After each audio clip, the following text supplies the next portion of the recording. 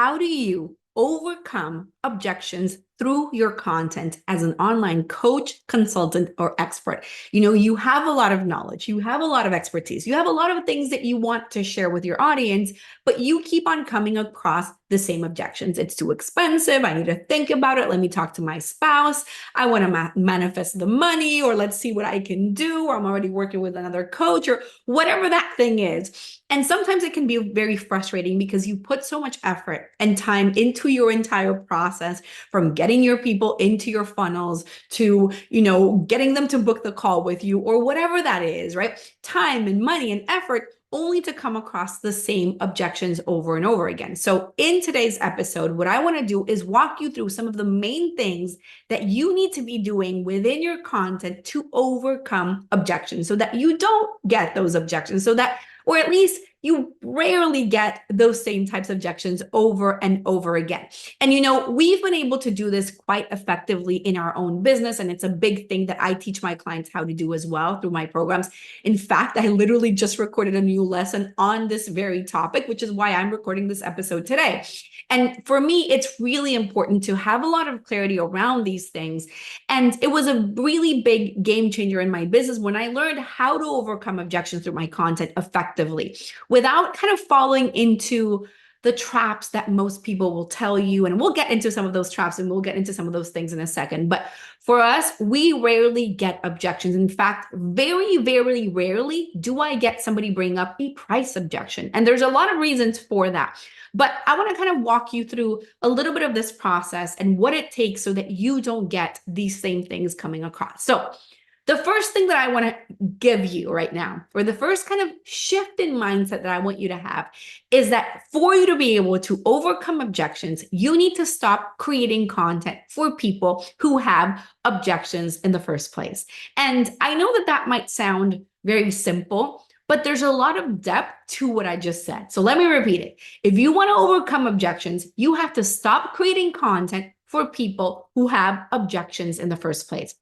So what that means for you is that you have to really think about, okay, what are the top objections that I'm getting when I do sales calls? If you haven't watched my video yet, I do have a training or a video or an episode on how to know if you have a messaging problem. And part of the thing that I have you walk through in that process is for you to do an audit on your sales calls, really audit the objections that you're getting. And so if you're very commonly getting the same objections, we need to understand, well, why is this happening? What is my content doing that is bringing in people who have these objections in the first place? And you have to ask yourself, for the people who are ready to buy right now, who are these people? What needs to be true for them to be ready? And so the most common example of this, especially as a high ticket coach, is having people say that they don't have the money, or they can't afford working with you, or whatever that may be. And what you need to think about is like, okay, what am I creating in my content that is actually calling in the type of people who will bring in this type of objection? So an example of this, and this is one of those traps that people fall into all the time, is creating content around why they need to invest. Here's why you need to invest in coaching. Here's what coaching is, and here's why investing is important, or why it's going to help you. If you're creating that type of content, you're speaking to people who have that objection in the first place. So the people that don't have the price objection, they're going to think about the problem in a very, very different way. And so your job is to learn, how do I speak to the people beyond the objection in the first place? And that means for you really uncovering, well, who is my actual ideal audience? Because just because somebody has a problem, that doesn't mean that they are your ideal client. And again, this is one of those things that people teach the total opposite, right? They're like, just speak to the problem, agitate it, speak to the symptoms, make people feel like crap, go over and over again into the problem, let's go into all of the things. But they don't really do a good job of really defining, well, who is the person? Who is the person who is my ideal client? What needs to be true for them to be ready? And so one of the things that I've discovered is that there's kind of two groups of people. One of them is the group that I call the thinkers, and the other group is the group that's called the doers. And the thinkers are the people that are going to be great at thinking about the problem.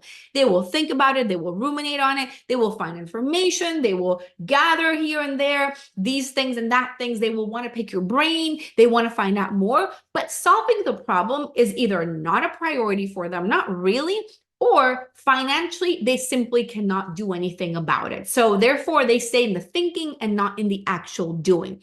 And so these people might be people that have the exact problem that you're here to solve, whether it's weight loss, or they're single and they want to find a partner, or if they're having marital issues, or they're having issues with their businesses, or they want to be able to find their purpose, or whatever that may be. They might have that exact problem, but they're only going to think about the problem and not really take action on solving the problem. The second category of people are the doers. And the doers are the people that have the problem, but they will do something about the problem. They're going to take action. They're going to implement things. They're going to do things. They're going to research, but then they're also going to take action on what they research. They're going to move forward. They're going to invest. They're going to be doing all these things. So for you, it's very important for you to understand, well, what do I need to do to speak more to doers and less to thinkers? Most people are speaking to thinkers. They're speaking to the people who will think about the problem, but will do nothing about it. And so what you need to do is make sure that your content does a good job of overcoming the objections that the doers have, not the thinkers, right? So what that means is that you have to go deeper into uncovering, well, how do I know, or who are the doers within my audience? If we're looking at the problem and like my ideal people, the ones that can afford it, the ones that are ready to take action, the ones that are ready to shift their identity, to step into the person that they want to be, to have the solution in their lives, whatever that is. How does that problem show up for them specifically? How do they view the problem? How do doers view the problem? What have they done in the past to try to solve the problem? Their behaviors are going to be very different than the thinkers. The things that they're doing are going to be very different. And so you see people do things like, when you're trying to figure out your audience, and I've been in programs that teach this. I'm sure that if you've been through enough group coaching programs or marketing programs or work with people, you've heard this before. It's like they ask you, what are the consequences of that problem in many areas of their life? If you don't fix this problem, how is that going to affect your relationships? And how is it going to affect your health? And how is it going to affect your finances? And how is your health going to be affected by it? Or your weight, or this? And it's like you're painting this picture of like what the problem is going to look like in 10 years if you don't solve it. And that is something that the thinkers would focus on. The doers are more focused on like, what does this problem look like for me right now? How does this show up in my life right now? And so your content needs to be focused on speaking to those people. And one of the ways in which I like doing this is through the angle of mastery. You've probably heard me talk about the angle of mastery before. And if you haven't, essentially for me, the angle of mastery is your premise, your point of view, your perspective, your unique solution. But a big part of the angle of mastery that I teach my clients is something that is tied to the root cause of your audience's problem. So when we think about the root cause of the problem, what you need to understand is that everybody here is great at speaking to problems and speaking to the consequence and the consequence of the consequence of the problem and the symptoms, and we're agitating the symptom, we're making you feel like crap and all of that. But true experts are great at speaking to the cause of the problem and why they're experiencing this issue in the first place. And if you can express that in a way that is really unique and different, it's going to change the quality of your content and the quality of people that you attract. So for example, for me, one of the root causes that I talk about is that people end up becoming the Ursula. And what that means is that they end up speaking to the poor, unfortunate soul. So for you to be able to overcome objections through your content, you can't be speaking to the poor, unfortunate souls. You can't be just agitating the pain and making people feel like crap about how terrible the situation is and how bad the problem is and how their life is falling apart and all of these horrible things are happening to them, right? You can't do that and expect to be able to have somebody on the other end of the phone not have a bunch of objections, because typically we're speaking to people from a place of being the Ursula. We're attracting people who are in victim mentality, who are very excessively skeptical about investing, who have been very burned in the past, and who will not necessarily take action. So when you speak to them and get them on the phone, it's no surprise, or it should not be a surprise to you when they say that they are afraid, that they're skeptical, that they're not sure. That's exactly who you're speaking to. And therefore, what you're doing is you're creating a bunch of objections for yourself by just agitating these symptoms and making these people like the whole thing be about the problem, but not the person beyond the problem, right? So when the root cause is a big part of you learning how to overcome objections throughout your content, because if you have a way of tying their identity beyond the problem, right? The person beyond the problem. If you have a way of tying the identity to the root cause of the problem, it changes the conversation. And I'll give you an example. Right now, I am working with a client who is a health coach working with women who are in perimenopause. But for us to create a clear picture around who her ideal audience is, we realized that her audience is made up of highly successful women who are super busy, have like very demanding lives. And so therefore, the problem shows up for them in a very specific way, because it's not the same if you are dealing with perimenopause and metabolic changes and weight gain and all these things, if you are a woman who is, maybe doesn't have a very high demanding life, who has a pretty regular career, who's punching like the card and going to work each day, and it's not a big deal, versus somebody who is a high-level executive who has a lot of stress, so therefore her cortisol levels are very high and her demands of her life are very different. Her lifestyle is very particular. So we came up with a concept for the root cause of her problem that's called the peri-power pivot. And so this is not only about the changes that are going on in her body because of perimenopause, but how perimenopause affects a high-level powerful woman as well, and how the symptoms to that are going to be very particular for that type of audience. So what happens when you create a root cause that is very unique and it's tied to the doer, right? How does that change things? Well, now your audience is going to be more connected to what you're doing, and therefore your solution feels and sounds much more unique. It sounds more powerful and more of something that I need. And so that moves me into talking more about, well, we need to make sure that your content is doing a good job of creating demand for your solution.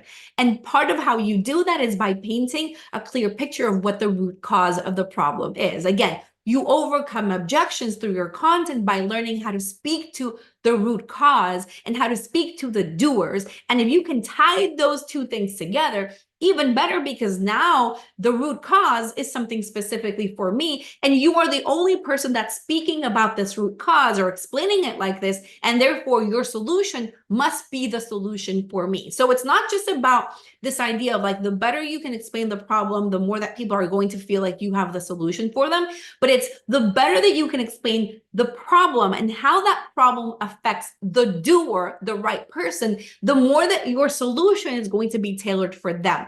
And that is how the angle of mastery kind of ties into all of these things, right? You want to make sure that you're speaking to the right person. I do have a training where I go into more details about what the angle of mastery is. Go to angleofmastery.com to be able to watch that 20-minute video. I just recorded a brand new version of it. It is fire. So make sure that you watch it, because I go into a lot of details and I show examples of the thinkers and the doers and all of that as well. Watch that training for more details. But essentially what we want to do is we want to be able to overcome objections through your content by making sure that we're speaking to the doers, not the thinkers.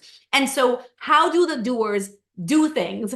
How do they think about things? What actions have they taken? What are their behaviors? What are the objections that the doers actually have? What are the mistakes that these people are making? And so what you want to do is you want to tailor your content to speak to them, because that way you're not coming across objections. Now, obviously there are more specific things that you can do to overcome those objections anyways, because these people will have objections, but you have to learn how to overcome them through your actual content and through the things that you're doing. So what I mean with this is, I'll give you an example from my end. So for me, one of the most common objections that I get, because my audience is made up of doers, these are people who take action, who have invested in a lot of programs, they will say to me, they will say to me things like, well, I have invested a lot in marketing already, and, I'm afraid to invest again, right? That might be a common objection. So it's not about, I don't see the value behind it, or it's not about this is too expensive. It's more about I have these things. So a way in which I personally overcome that objection, because I understand what my audience's problem is and how the doers view the problem, is I will give them an analogy of an Olympic athlete. And if you're an Olympic athlete, you're not going to say, okay, I'm going to hire the nutritionist, and once I get my gold medal, I will come back and I will hire the fitness coach. And then once I get my gold medal, I will come back and I will hire the mindset coach. That's not how it works. If you want to get the gold medal, you need to have these different people that are serving you in different ways. So in my case, if you want to be able to build success and generate the income, yes, hire the marketing coaches. Yes, hire the sales coaches. You need them, but you also need the messaging coach. You need the person that's going to come in and really help you with your messaging. So what I do when I share an analogy like that one is that it's a good way for me to overcome the objection that I have around, I have this coach that I hired for marketing. Well, great, but they didn't help you with messaging. Otherwise, you wouldn't be here right now. If you're getting so many objections in your marketing strategy, it's because your messaging is off. It's typically not a marketing problem. It is a messaging problem. And so that is how I overcome those objections. So in your case, you want to think about, okay, what is the problem that my audience has? What are the objections that the doers have? What are the objections that these people might be bringing up that we haven't even or how do we overcome those? How do we bring them in through my content? How do we create more demand for my services by really painting a clear picture on how my solution is tailored for their root cause, but the root cause of the doer, not the root cause of the thinker, the root cause of the problem that the doer has. And so the more that you can create content that speaks to these things, the more powerful all of it is going to be. What happens most of the time is that people are creating content that just brings up objections. Like I said before, if you're saying things like, here's why you need to invest, or here's why coaching is helpful, or here's why coaching helps, those are things that are actually speaking to people that have objections, and therefore you're bringing up those objections. Another thing that people do in terms of the Ursula Poor Unfortunate Soul is saying things like, you're feeling a lot of anxiety, you're feeling hopeless, and nothing is working, and nothing has worked in the past. That type of content is actually going to attract people that are going to bring up that objection. So most people have a blind spot in terms of the objections that they don't even recognize. They have not noticed because they don't know how to overcome objections through content. So how I can help you is through our 15-minute brand message assessment. And what I will do is I will take a look at your content, whether that is your landing page, your ads, your sales page. I will skim through your webinar if you have a webinar or a video sales letter, and I will tell you where you are actually bringing up objections without even recognizing, where you're speaking to the thinkers without even realizing it. This is a quick 15-minute conversation. It is not a sales call. It is really a high value call where I will look at your content and tell you where you're speaking to objections and haven't even noticed it so far. So if you want to do that, go to brandmessagesession.com or click below this video or this audio to book that call. You're going to find the button for it right there. Make sure, my friends, that you are following me on Facebook, subscribe on YouTube, Apple Podcasts, and Spotify. Please leave me a comment below letting me know if this was helpful for you or what are the most common objections that are coming up for you as well. And also leave a review so that more people can watch this podcast, listen to it, get more insights from me, and all of these amazing things as well. I hope that this was helpful, and I will see you in another episode.